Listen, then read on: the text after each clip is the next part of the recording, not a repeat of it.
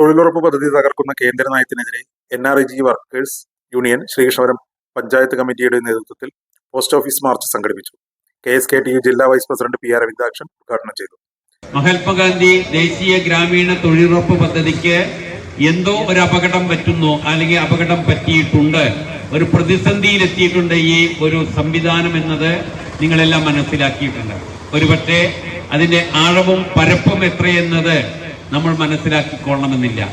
നമ്മളൊരു കേൾവിയുണ്ട്, സാധാരണ ഒരു അപകടം പറ്റിയാൽ അല്ലെങ്കിൽ ഒരു അസുഖം വന്നാൽ എന്തോ തകരാറുണ്ട്, ആശുപത്രിയിലാണ്, ICUയിലാണെന്ന് പറയാറുണ്ട്. ഇതുപോലെ മഹാത്മാഗാന്ധി ദേശീയ ഗ്രാമീണ തൊഴിലുറപ്പ് പദ്ധതിയെ കേന്ദ്ര ഗവൺമെന്റ് പ്രധാനമന്ത്രി നരേന്ദ്രമോദിയുടെ നേതൃത്വത്തിൽ അതിനെ ICUയിലാക്കിയിരിക്കുകയാണ് എന്നത് നാം തിരിച്ചറിയേണ്ടതുണ്ട്.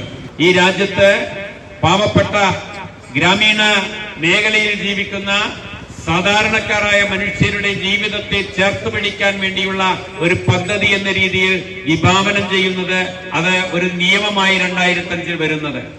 എന്തായിരുന്നു 2004-ന്റെയും 2005-ന്റെയും എല്ലാം പ്രത്യേകത?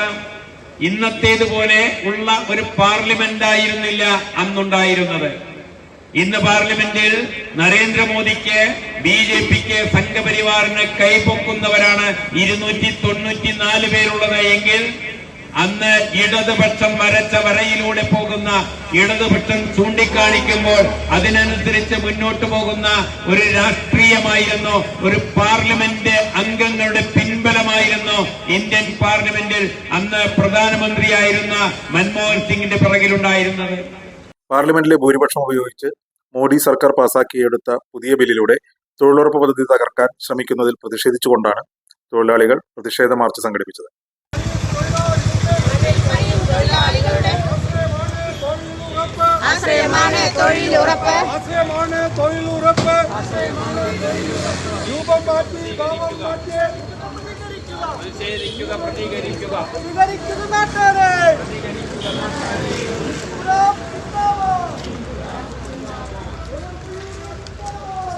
CPIM local secretary MK Devi, union panchayat committee president C Vilasini, area committee അംഗങ്ങളായ MK Dwarakanathan, K Jayakumar, C Sarath, KK Lini, VC Unnikrishnan എന്നിവർ പങ്കെടുത്തു.